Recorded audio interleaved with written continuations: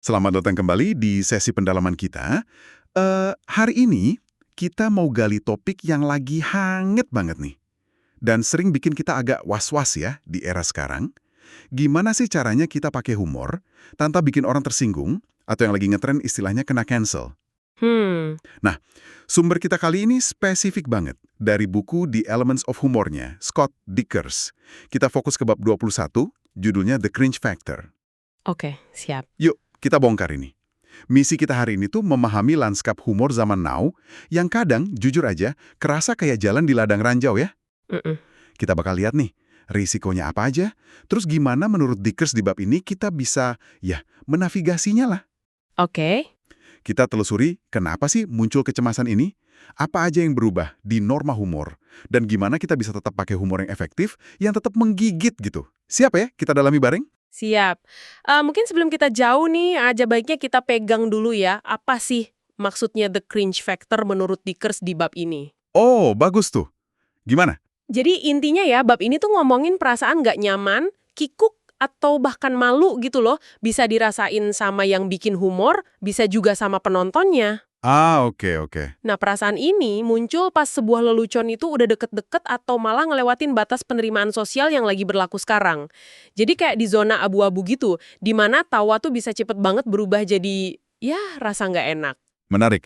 Jadi bukan cuma soal tersinggung belak-belakan ya, tapi juga suasana canggungnya itu. Betul. Nah, Dickens ini wancung nyorot isu utama di awal bab.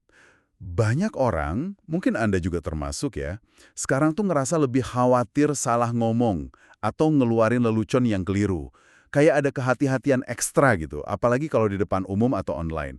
Kenapa sih kecemasan ini kerasa banget sekarang, menurut Dickens? Iya, betul sekali. Yang menarik di sini tuh, Dickers ngejelasin ada pergeseran persepsi yang lumayan signifikan.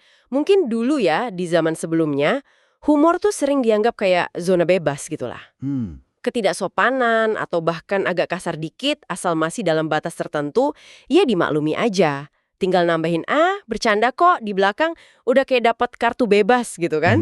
kayak password ya. Nah, tapi menurut penulis buku ini, kesadaran kita bareng-bareng tuh udah berubah. Orang sekarang jauh lebih sadar kalau lelucon itu nggak pernah di ruang hampa, selalu bawa pesan, bawa implikasi. Dan kadang ya itu, pesannya bisa dianggap beracun, itu istilah di bukunya. Beracun, oke. Jadi, humor yang terang-terangan jahat, ngerendahin, atau nyebarin kebencian, makin lama makin nggak dapat tempat dan toleransi dari publik. Rasanya kita semua bisa ngerasain sih pergeseran itu, tapi buku ini kan juga dibangun dari prinsip humor yang udah dibahas di bab sebelumnya ya. Dickens ngingetin lagi nggak cara-cara buat ngurangin risiko ini meskipun lagi cemas gini? Oh, tentu aja. Penulis ngingetin lagi beberapa fondasi penting. Misalnya, pentingnya elemen main-main atau playfulness pas nyampain humor. Itu bisa ngurangin kesan agresifnya. Oke. Terus, ada kemampuan krusial buat baca situasi atau read the room. Ngerti audiensnya siapa, konteks sosialnya gimana. Penting itu. Dan yang paling dasar mungkin ya, prinsip etis dalam humor yang sering banget dikutip. Hibur yang tertindas, usik yang mapan.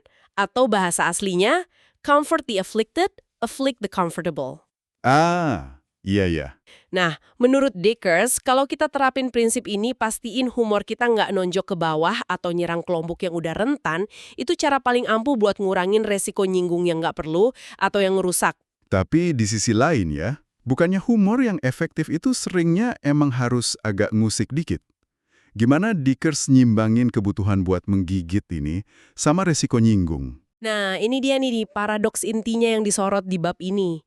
Penulisnya bilang, nyinggung perasaan sesekali itu hampir nggak bisa dihindarin kalau humor mau punya gigitan, punya dampak atau relevansi yang beneran. Masuk akal. Humor yang 100% aman, yang dijamin nggak bakal nyinggung siapapun, ya cenderung jadi hambar, steril, dan hilang kekuatannya buat mancing pemikiran atau tawa yang berarti. Dickers bahkan ngasih semacam perkiraan yang provokatif sih, mungkin lebih ke metafora ya daripada statistik beneran. Gimana tuh? Dia bilang kalau 98% orang nikmatin humor Anda, tapi 2% ngerasa tersinggung, itu mungkin ya bagian yang nggak terhindarkan dari proses kreatif humor yang berani. Oh, Oke. Jadi bukan soal angkanya ya? Bukan soal angka persisnya, tapi lebih ke pengingat aja kalau humor yang bermakna itu seringkali mainnya di pinggir batas penerimaan. Dan kalau kita terlalu takut nyinggung, bisa-bisa malah bikin humor kita jadi tumpul sendiri. Oke. Ini langsung nyambung ke jantung perdebatan zaman sekarang nih. Fenomena dibatalkan atau cancelled. Gimana bab 21 ini secara spesifik ngebahas cancel culture, kaitannya sama navigasi humor modern. Nah, di case ini nempatin fenomena ini bukan kayak sesuatu yang tiba-tiba muncul gitu aja ya, tapi lebih sebagai bagian dari evolusi budaya yang emang jalan terus. Menurut dia, tiap masyarakat di tiap zaman itu secara kolektif nego dan nentuin batasan. Batasan apa yang lucu, apa yang kelewatan gitu ya. Betul. Apa yang dianggap lucu, apa yang dianggap udah melampaui batas. Dan batasan ini, ya jelas, dinamis banget, berubah terus seiring gesernya nilai sosial, kesadaran politik, norma komunikasi. Di bab ini ada contoh-contoh historis yang menarik buat gambarin ini. Misalnya, komedian kayak Lenny Bruce atau George Carlin di Amerika abad ke-20. Oh iya, yang kontroversial itu ya? Nah, mereka kan dikenal agresif banget tuh, dorong batas humor di masanya, nyentuh topik tabu kayak agama, politik, seksualitas, dan dua-duanya kena konsekuensi nyata loh, dari sensor, boikot, sampai dituntut hukum. Wow! Contoh lain yang disebut itu acara TV kayak The Simpsons atau media satir kayak The Onion. Itu kan juga sering mancing kontroversi ya, karena dianggap ngelewatin batas sopan santun atau nyinggung kelompok tertentu, meskipun seringnya dibingkai dalam satir ya. Jadi, mendorong batas dan dapat reaksi itu sebenarnya udah dari dulu ya. Terus, apa yang bikin era sekarang beda menurut Dickers, khususnya soal cancel culture ini? Penulisnya terus bandingin dinamika sejarah itu sama apa yang dia amati di era sekarang, spesifik disebut periode 2010-an dan 2020-an. Dia berpendapat, saat ini nih, pendulum budayanya lagi berayun cukup jauh ke arah yang sering dilabeli political correctness atau kepekaan politik. Ada kata-kata, konsep, atau tema baru yang sekarang dianggap tabu atau sensitif banget. Udah lebih dari sekedar daftar kata umpatan tradisional yang mungkin dulu jadi fokus sensor, isu kayak misogini, rasisme, homofobia, transfobia, ableism, atau ujaran apapun yang aktif dianggap ngerendahin atau bahayain kelompok marginal, itu sekarang jadi pusat perhatian banget dalam debat batas humor. Kompleks ya jadinya. Banget. Dickers juga nyatet ada kompleksitas tambahan, yaitu pentingnya konteks. Misalnya gimana kata-kata yang dulu dianggap ofensif banget, sekarang bisa direbut kembali atau reclaimed. Dipakai secara internal sama komunitas yang jadi target kata itu sebagai bentuk identitas atau pemberdayaan. Ini nambah lapisan kerumitan lagi pas nilai sebuah lelucon. Wah iya, benar juga. Dan perlu kami pertegas lagi ya di sini, ini tuh paparan dari pengamatan penulis dalam sumber ini soal pergeseran budaya humor, bukan sikap atau pandangan kami pribadi. Oke, dicatat. Jadi lanskapnya memang kerasa jauh lebih rumit dan banyak nuansanya. Dickers sampai pakai metafora jalan di atas kulit telur ya, buat gambarin perasaan komedian atau siapapun yang mau berhumor sekarang. Nah, di tengah persepsi situasi yang kayak penuh jebakan ini, gimana seorang humoris bisa bertahan? Apa Dickers nilai ketakutan soal cancel culture ini sebenarnya berlebihan? Kalau kita kaitin sama gambaran besarnya ya Dickers berpendapat kalau kekhawatiran itu seringkali memang berlebihan. Kata kuncinya seringkali. Menurut dia, kekhawatiran ini baru benar-benar valid dan perlu ditanggapi serius kalau humor yang dibuat itu emang secara nyata nyebabin kerugian atau bahaya. Contohnya gimana tuh? Ya, humor yang secara eksplisit ngedorong atau normalisasi kekerasan misalnya. Atau humor yang jadi bagian dari pola pelecehan, harassment. Atau humor yang aktif nyerang dan ngerendahin kelompok yang udah dalam posisi rentan. Nah ini balik lagi ke pelanggaran prinsip jangan usik yang tertindas tadi. Oke, jadi batasnya di situ ya, soal harm atau kerugian nyata? Betul. Di luar kasus-kasus ekstrim ini, penulis coba ngasih perspektif. Dia bilang, satu lelucon kita, sekecil apapun kontroversinya, seringkali cuma setetes air di lautan humor global. Dunia ini menurut dia dibanjiri macam-macam humor. Dari yang paling kasar, transgresif, sampai yang paling aman, sopan, disetujui legal perusahaan, dan mungkin ya ngebosenin. Haha, iya juga sih. Jadi, satu lelucon yang dianggap jelek sama sebagian orang, kemungkinan besar nggak bakal langsung ngeruntuhin karir atau dunia si pembuatnya. Kecuali ya itu tadi kalau emang melanggar batas etika fundamental. Oke, jadi ada semacam penyeimbangan perspektif di sana. Kalau bukan cuma soal ketakutan yang berlebihan, terus apa dong perubahan fundamental yang diidentifikasi Dickers yang bikin mekanisme penerimaan dan konsekuensi humor di era sekarang tuh kerasa beda banget? Faktor kuncinya, kata penulis, itu demokratisasi dan akses universal ke media lewat internet dan media sosial. Ini game changernya.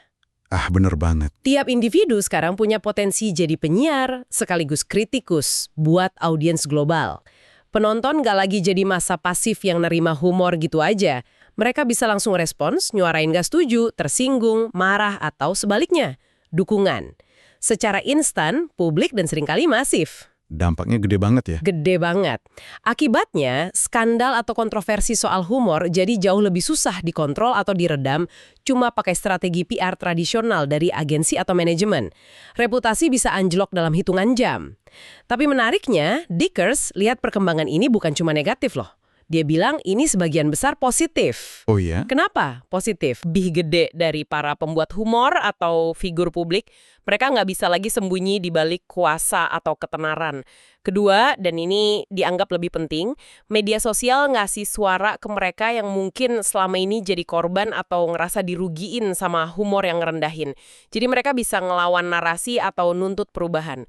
Ada ide menarik yang dilempar Dickers soal ini. Apa tuh idenya? Dia bilang ini kayak bentuk Big Brother, konsep pengawasan total itu, tapi bukan oleh negara, melainkan semacam pengawasan diri kolektif oleh masyarakat sendiri lewat platform digital. Pengawasan diri oleh masyarakat? Wah, itu perspektif menarik. Terus, dengan dinamika baru ini, gimana caranya humoris atau siapa aja yang mau pakai humor bisa berkembang, bukan cuma bertahan, di era ini? Apa saran praktis dari Dickers? Saran dari sumber ini kedengarannya cukup pragmatis ya, dan nuntut keseimbangan yang halus. Dikatakan gini, berperilaku baik sampai batas tertentu. Maksudnya gimana tuh? Artinya, ya pahami norma sosial yang berlaku, tunjukin empati, hindari kejahatan verbal yang jelas, tapi di saat yang sama, jangan takut buat menyinggung secara efektif kalau itu emang perlu buat capek tujuan humor Anda. Oh, oke. Jadi bukan asal nyinggung ya? Bukan, entah tujuannya buat ngeritik, mancing pemikiran, atau sekedar bikin orang ngakak karena kejutan atau ketidakpantasan yang cerdas. Ini bukan soal jadi provokator tanpa alasan, tapi soal ngerti kapan dan gimana nyinggung itu bisa jadi alat humor yang kuat, bukan cuma kecelakaan. Ini soal intentionality dan skill. Keseimbangan antara patuh dan berani ya intinya. Itu tadi konteks umum dan pengaruh medsos. Gimana Dickers bahas humor di lingkungan yang lebih terkontrol, kayak di sekolah atau tempat kerja gitu? Aturannya pasti lebih ketat kan di sana? Iya, penulis secara eksplisit ngakuin kalau arena kayak institusi pendidikan atau lingkungan kerja profesional itu emang ladang ranjau tersendiri soal humor. Aturan di sana, baik yang tertulis di kode etik atau nggak tertulis di budaya perusahaan atau sekolah, mungkin jauh lebih ketat. Dan konsekuensinya juga lebih langsung ya? Betul, konsekuensi pelanggarannya bisa lebih langsung dan serius, kayak skorsing atau pemecatan. Dickers bilang, nggak ada yang salah sih sebenarnya, milih buat ikutin aturan itu demi jaga harmoni atau keamanan profesional. Nahan diri, nggak ngeluarin lelucon berisiko di konteks itu, bisa jadi pilihan paling bijak dan pragmatis buat banyak orang. Tapi ada opsi lain nggak? Ada.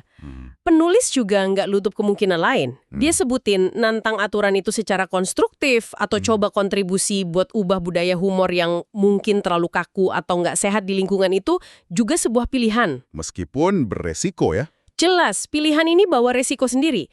Mana yang diambil ya tergantung banget penilaian individu ke situasi, resiko, dan tujuan pribadinya. Yang jelas, Dickers nyekenin batasan ketat ini umumnya berlaku di konteks spesifik itu aja. Di luar itu, di kehidupan pribadi, pergaulan sosial, atau karya seni independen, dia saranin ada kebebasan berekspresi yang jauh lebih luas. Oke, kita udah bahas cukup dalam nih soal kecemasan, lanskap budaya, peran media, sama konteks spesifik. Kalau gitu, apa intisari saran praktis atau best practices yang bisa kita ambil dari bab 21 ini menurut Scott Dickers? Pegangan utamanya apa? Sebenarnya kalau disariin ya, pesannya balik ke etika dasar yang cukup fundamental sih. Intinya ada 2 poin utama. Pertama, dan ini nggak bisa ditawar, jangan pakai humor Anda sebagai alat buat ngelakuin kekerasan verbal, nyebarin kebencian, atau terlibat dalam pelecehan. Ini batas merah yang jelas. Oke, itu yang utama. Kedua, dengan asumsi Anda nggak ngelanggar poin pertama tadi dan udah mikirin konteks serta potensi dampaknya, ya bagikan aja humor Anda, ekspresikan diri Anda. Jangan terlalu terbebanin sama kekhawatiran berlebihan bakal dibatalkan atau dikritik habis-habisan.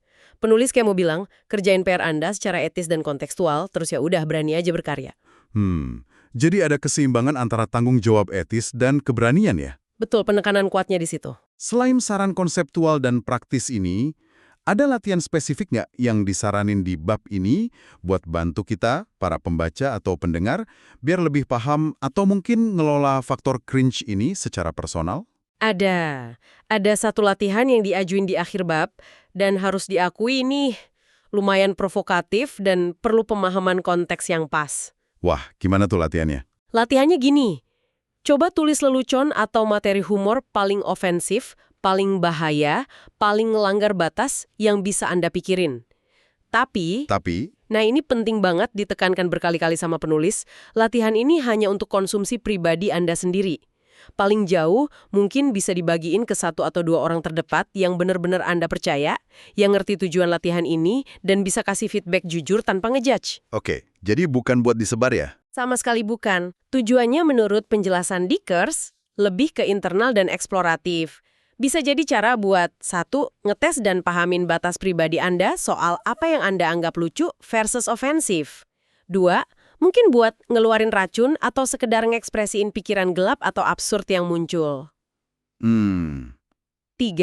Secara paradoks, bisa jadi justru dari eksplorasi di wilayah terlarang ini, muncul ide kreatif yang nggak kepikiran atau pemahaman lebih dalam soal mekanisme humor itu sendiri. Tapi harus hati-hati banget ya. Banget.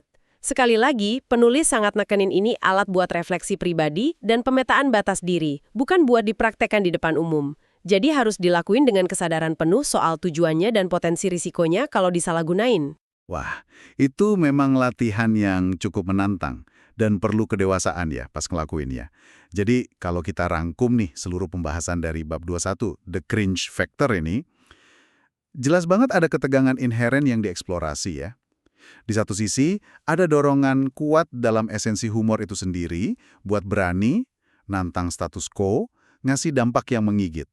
Di sisi lain, ada realitas resiko yang nggak bisa dihindari buat nyinggung, disalahpahami, atau bahkan kena konsekuensi sosial di dunia yang serba nyambung dan makin peka ini. Betul. Poin utama yang kayaknya mau disampaikan Scott Dickens di bab ini tuh krusialnya kesadaran akan konteks, pemahaman niat di balik humor, dan mungkin semacam pengingat kalau ketakutan soal cancel culture itu, meskipun nyata, nggak perlu sampai ngelumpuhin kreativitas kita, asal kita mainnya di koridor etika dasar kemanusiaan. Maksudnya? Ya itu tadi, nggak secara sengaja nyebarin kebencian atau ngelakuin pelecehan. Tepat sekali rangkumannya. Dan pembahasan ini otomatis ya munculin pertanyaan penting buat Anda renungin lebih lanjut nih sebagai pendengar. Setelah dengar paparan dari sumber ini soal faktor cringe, dinamika kecemasan modern, pergeseran batas humor, plus saran-saran navigasinya, gimana pemahaman baru ini kira-kira bakal ngaruh ke cara Anda interaksi sama humor ke depannya? Apa ini bakal ngubah cara Anda mikir pas mau bikin lelucon? Atau cara Anda nikmatin dan nafsirin humor orang lain? Atau bahkan mungkin ngubah cara Anda reaksi pas Anda sendiri nemu humor yang Anda anggap kelewatan atau nyinggung perasaan Anda? Pertanyaan bagus tuh. Dan sebagai pemikiran penutup ya, mungkin ada satu lapisan pertanyaan lagi nih buat Anda bawa pulang. Ini dibangun dari materi tadi, tapi agak melampaui dikit dari yang eksplisit dibahas. Mengingat Dickens nekenin kalau aturan humor itu cair, berubah terus, dan konteks itu segalanya, mungkin tantangan kita yang sebenarnya bukan cuma belajar teknik ngindarin ketersinggungan biar aman gitu ya. Terus apa dong? Mungkin tantangan yang lebih dalam dan menarik itu justru secara aktif berusaha memahami akar penyebabnya. Kenapa sih suatu jenis humor diterima beda banget sama masyarakat sekarang dibanding katakanlah 20 atau 30 tahun lalu? Oke. Mencari kenapanya ya? Iya. Terus pakai pemahaman yang lebih dalam soal dinamika budaya ini bukan cuma buat bertahan hidup di lanskap humor modern, tapi justru jadi modal buat berkreasi secara lebih cerdas, lebih relevan, lebih empatik, dan akhirnya mungkin malah lebih efektif buat capai tujuan humor itu sendiri. Menarik. Sesuatu untuk direnungkan ya. Sampai jumpa di pendalaman kita berikutnya.